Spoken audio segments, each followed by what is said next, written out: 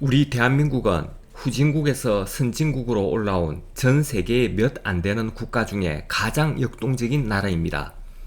그런데 한국 자본주의가 지금 큰 위기에 빠져 있습니다. 공동체 문화가 사라지면서 자신의 이익만을 극대화하는 모습으로 변질되고 있습니다. 오늘 한국 자본주의의 문제점을 크게 4가지로 설명해 보겠습니다. 현재 한국 자본주의에 있어서 가장 큰 문제점으로 드러나고 있는 것이 자산 양극화 문제입니다. 부동산은 불로소득의 원천입니다. 우리나라 전체 인구의 1%가 사유지 토지의 55%를 차지하고 있습니다. 이 1%의 계층은 노동을 하지 않고 물려받은 부동산을 통하여 특권을 누리고 있습니다. 먼저 우리나라의 토지를 금액으로 환산하면 2016년 기준으로 약 7천조 가량 됩니다. 이것은 우리나라 GDP의 약 4배가 넘습니다.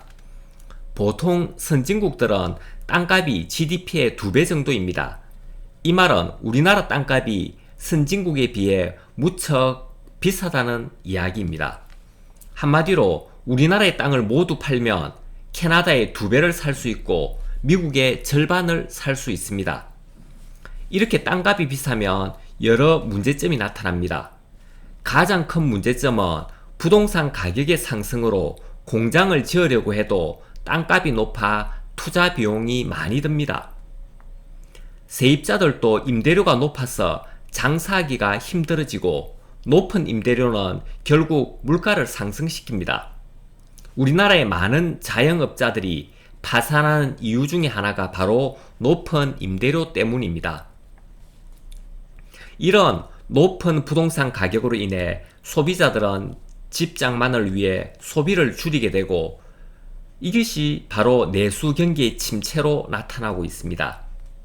또한 비생산적인 부동산 투기에 자금이 몰림으로써 생산에 필요한 투자 자금은 공급이 되지 않아서 경제가 왜곡되는 현상이 발생합니다. 현재 우리나라의 경우 주택 보급률이 2008년에 이미 100%를 넘었습니다. 그렇지만 여전히 집 없는 임차 가구 비율이 전체의 절반을 차지하고 있습니다.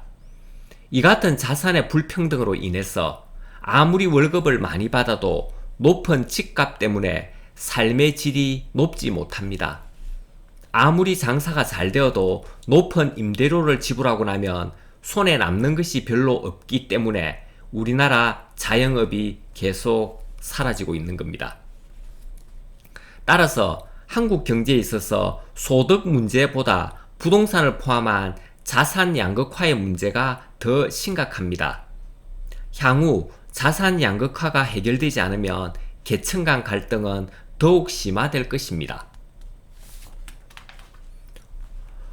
우리나라 자본주의의 2번째 큰 문제점은 바로 소득의 불평등입니다. 자본주의 발달에 따른 승자 독식의 상황과 빈익빈 부익부 현상에 가속하는 우리 경제를 암울하게 만들고 있습니다. 특히 한국 노동자의 33%를 차지하고 있는 비정규직 문제는 매우 심각합니다. 비정규직은 정규직 노동자에 비해 임금을 거의 절반 정도밖에 받지를 못합니다. 이것 때문에 비정규직 노동자들은 쓸 돈이 없기 때문에 소비가 일어나고 있지 않습니다. 결국 내수 경기가 하강하고 있는 것은 이 요인이 큽니다. 또한 정규직과 비정규직을 차별하는 사회 구조를 만들어 감으로써 국민들 간의 갈등을 부추기고 있습니다. 특권화된 대기업 정규직들은 자신들의 권익만을 위해 울타리를 치고 비정규직 문제에 전혀 관심을 보이고 있지 않습니다. 기업들도 정규직보다는 비정규직을 채용하여 인건비를 절감하는 손쉬운 방법을 택하고 있습니다. 기술력을 고도화하여 생산성을 높이는 것이 아니라 인건비 절감을 통해 생산성을 높이려 하고 있습니다. 우리나라의 소득 양극화 수준은 OECD 경제협력개발기구 회원국 36개국 중에서 30위로 최하위권입니다. 소득 양극화는 건강보험공단의 계층별 분만 비중에서도 잘 나타납니다. 저소득층은 분만 비중이 축소되어 가고 있고 고소득층에서는 계속 확대되어 가고 있습니다. 즉, 잘 사는 계층일수록 아기를 많이 낳고 있는 겁니다.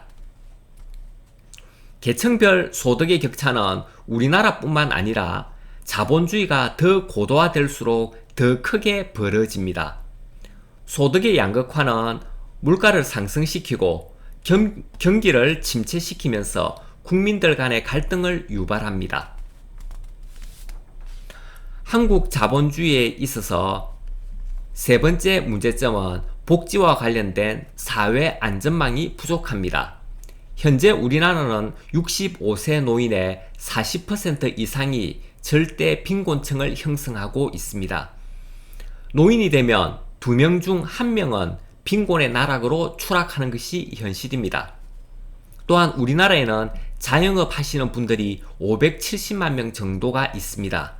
이 숫자는 선진국에 비해 과도하게 많습니다. 그러다 보니 이들의 절반 정도가 3년 안에 폐업하고 있다고 통계는 말합니다. 왜 다른 일자리를 찾지 않고 자영업을 하느냐 하면 그건 일자리 자체가 없기 때문입니다. 그래서 먹고 살기 위해 소규모 장사를 하는 겁니다. 따라서 사회 안전망과 복지 제도가 잘 구축되어 있으면 무리하게 자영업에 뛰어들지 않을 겁니다. 이런 복지 정책에 대해 일부 국민들은 공산주의적 방식이라는 잘못된 선입관을 가지고 있습니다. 사실 복지는 소비를 활성화시켜 경제를 윤택하게 만듭니다. 수정 자본주의도 복지를 기반으로 태어났고 복지를 통해 자본주의의 문제점을 해결하였습니다. 고대 로마가 망한 이유는 중산층이 몰락하고 시민의 일자리가 사라지면서 대제국이 망했습니다. 현재 한국 자본주의는 로마와 비슷한 전철을 밟아가고 있습니다. 대규모 복지 예산을 투입하는 것이 내수를 활성화시켜 한국 경제를 소생시킬 수 있습니다. 한국 자본주의의 마지막 문제점은 대기업과 중소기업의 불균형입니다. 현재 우리나라는 대기업이 한국 경제를 먹여 살린다고들 합니다. 조금은 맞는 이야기입니다. 그렇지만 잠깐 생각해보면 꼭 그렇지만은 않습니다. 현재 우리나라의 경우 300인 이상 대기업에 다니는 사람은 전체 노동자의 10%가량 되고 나머지 90%는 300인 이하의 중소기업에 다니고 있습니다. 그만큼 중소기업의 비중이 큽니다. 지금 선진국에서는 경제 성장보다는 고용에 초점을 맞추고 있습니다. 아무리 경제가 성장해도 고용이 늘지 않고 오히려 줄어드는 시대가 오고 있기 때문입니다. 공장 자동화와 AI의 도입은 이러한 현상을 가속화시키고 있습니다. 따라서 대기업 위주의 정책이 우리나라 국민들을 힘들게 하고 있습니다. 90%의 노동자를 먹여 살리고 있으면서 저임금으로 버티는 중소기업은 한국 경제의 허리입니다. 대기업은 정부가 간섭하지 않는 것이 그들을 도와주는 것입니다. 특히 대기업의 하청기업으로 전락한 중소기업의 잉여이득은 원청기업인 대기업으로 흘러가 중소기업이 더 이상 성장하지 못하고 있습니다. 중소기업 근로자 임금은 대기업의 반도 못 받고 있는 근본 이유는 중소기업이 정상적으로 받아야 할 이윤이 대기업으로 들어가고 있기 때문입니다. 오늘은 한국 자본주의의 위기에 대해 4가지 측면에서 나누어 설명을 하였습니다. 지금까지 시청해 주셔서 감사합니다. 배짱이 가라사대였습니다.